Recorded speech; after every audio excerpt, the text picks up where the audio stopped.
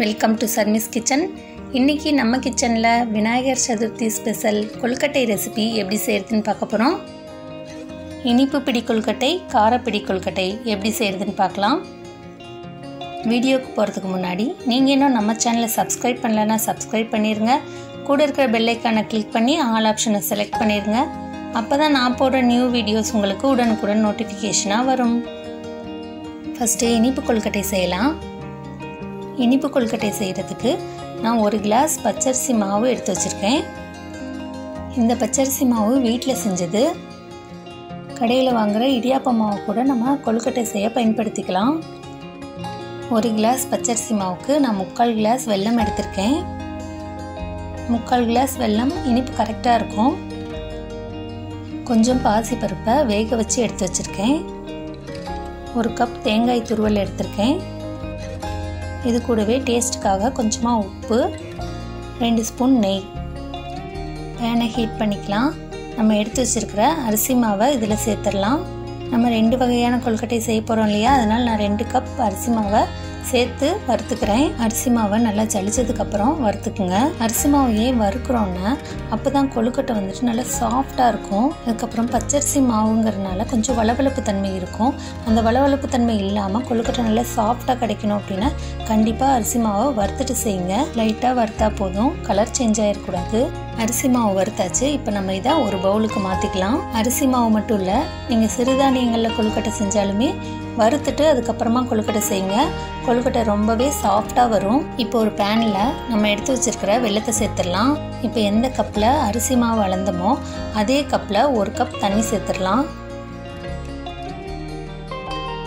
வெல்லத்தில் ஏதாவது தூசி இருக்கும், அதனால் நம்ம வெல்லம் கரைஞ்சதுக்கப்புறமா ஃபில்டர் பண்ணிவிட்டு மறுபடியும் அதே பாத்திரத்திலேயே சேர்த்துடலாம். இப்போ இது கூடவே நம்ம எடுத்து வச்சுருக்கிற தேங்காய் துருவலை சேர்த்துட்டு 1/2 ஸ்பூன் ஏலக்காய் தூள், கொஞ்சமாக டேஸ்ட்டுக்காக உப்பு, 2 ஸ்பூன் நெய், அப்புறம் நம்ம வேக வச்சு எடுத்து வச்சுருக்கிற பாசிப்பருப்பு எல்லாத்தையும் சேர்த்துட்டு நல்லா ஒரு தடவை கலந்து விட்டுடலாம்.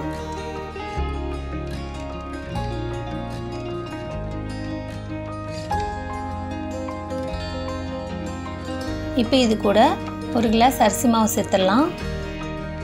மாவு சேர்த்ததுக்கப்புறமா அடுப்பை சிம்மில் வச்சுட்டு நல்லா கலந்து விட்டுருங்க. தண்ணி பத்தாத மாதிரி தான் இருக்கும், ஆனால் நல்லா கலந்து விட்டுட்டிங்கன்னா சரியாக வந்துடும். அப்படியே உங்களுக்கு தண்ணி பத்தலைன்னா கொஞ்சமாக சுடு தண்ணி செஞ்சுட்டு அதை தேவையான அளவு ஆட் பண்ணிக்கோங்க. நல்லா கலந்தாச்சு. இப்போ நம்ம இதை வேறு பாத்திரத்துக்கு மாற்றிக்கலாம். கொஞ்சம் போல் மாவு எடுத்து கொழுக்கட்டை பிடிச்சி பாருங்கள். இந்த மாதிரி பிடிக்க வந்துச்சுன்னா மாவு கரெக்டான பக்குவத்தில் இருக்குன்னு அர்த்தம். மாவு ரொம்ப சூடாக இருக்குது, கொஞ்ச நேரம் ஆறட்டும். அதுக்குள்ளே நம்ம கார கொழுக்கட்டைக்கு தேவையான மாவையும் ரெடி பண்ணிக்கலாம். கடாயில் 4 ஸ்பூன் எண்ணெய் சேர்த்துருக்கேன். எண்ணெய் சூடானதும் கொஞ்சம் கடுகு சேர்த்துக்கலாம். கடுகு பொரிஞ்சதுக்கப்புறமா 2 டீஸ்பூன் அளவுக்கு உளுத்தம்பருப்பு சேர்த்துக்கலாம். உளுத்தம்பருப்பு லைட்டாக ஃப்ரை ஆனதுக்கப்புறமா இது கூட நம்ம 2 ஸ்பூன் கடலைப்பருப்பை சேர்த்துக்கலாம். உளுத்தம்பருப்பும் கடலைப்பருப்பும் நல்லா கோல்டன் ப்ரௌன் ஆனதுக்கப்புறமா கருவேப்பிலை சேர்த்துடலாம். இது கூடவே 3 சிகப்பு மிளகாய் எடுத்து வச்சுருக்கேன், அதையும் நம்ம சேர்த்துக்கலாம். மிளகாய் வறுப்பட்டதுக்கப்புறமா நம்ம எடுத்து வச்சுருக்கிற 1 கப் தேங்காய் துருவலை இது கூட சேர்த்துடலாம். இது கூடவே தேவையான அளவு உப்பு, கொஞ்சம் பெருங்காயத்தூள், 2 பச்சை மிளகாயை கட் பண்ணி வச்சுருக்கேன், அதையும் சேர்த்துக்கலாம். இதை நல்லா மிக்ஸ் பண்ணி விட்டுட்டு 1 டம்ளர் அரிசி மாவு எடுத்துருந்தோம் இல்லையா, அதனால் 1 டம்ளர் தண்ணி சேர்த்துடலாம். தண்ணி கொதிக்க ஆரம்பிக்கும் போது அடுப்பை சிம் பண்ணிவிட்டு அரிசி மாவை சேர்த்துடலாம். நல்லா கலந்து விட்டுடலாம். அவ்வளோதான், கார கொழுக்கட்டைக்கு தேவையான மாவையும் நம்ம ரெடி பண்ணிட்டோம். மாவு கரெக்டான கன்சிஸ்டன்சியில் இருக்கான்னு பார்க்கலாம். பாருங்கள், ரொம்ப சூப்பராக கொழுக்கட்டை பிடிக்க வருது. ஆனால் மாவு ரொம்ப சூடாக இருக்குது. ஸோ கை பொறுக்கிற சூடு வர வரைக்கும் கொஞ்சம் நேரம் வெயிட் பண்ணலாம். ரொம்ப சூடு ஆறிடுச்சுனாலும் கொழுக்கட்டை பிடிக்க சரியாக வராது. இனிப்பு கொழுக்கட்டைக்கு செய்து வச்ச மாவு வெதுவெதுப்பான சூடுக்கு வந்துருச்சு. இந்த மாவை நம்ம லைட்டாக பிசைஞ்சு உருட்டிக்கலாம்.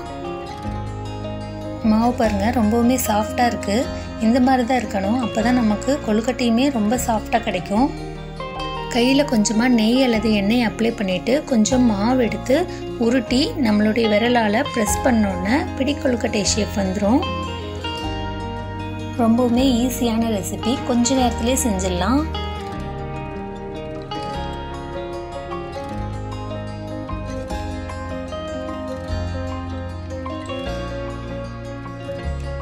கார கொழுக்கட்டை மாவையும் லைட்டாக பிசைஞ்சிட்டு இதே மாதிரி செஞ்சு எடுத்துக்கலாம்.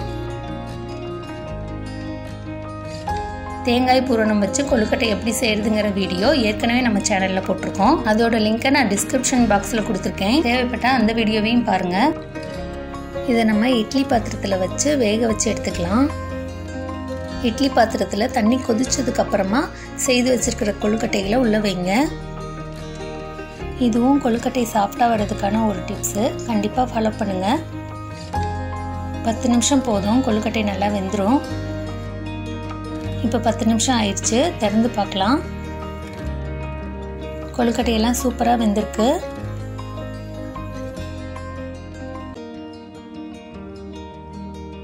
கொழுக்கட்டை ரொம்ப சூப்பராக சாஃப்டாக இருக்குது. டேஸ்ட்டுமே ரொம்ப நல்லா இருந்தது. நீங்களும் இந்த ரெசிபியை உங்கள் வீட்டில் ட்ரை பண்ணி பாருங்கள். உங்களுக்கு எப்படி வந்ததுங்கிறத கமெண்ட் பாக்ஸில் சொல்லுங்கள். இந்த வீடியோ உங்களுக்கு பிடிச்சிருந்தா லைக் பண்ணுங்கள், உங்கள் நண்பர்களுக்கும் ஷேர் பண்ணுங்கள், சப்ஸ்கிரைப் பண்ணுங்கள்.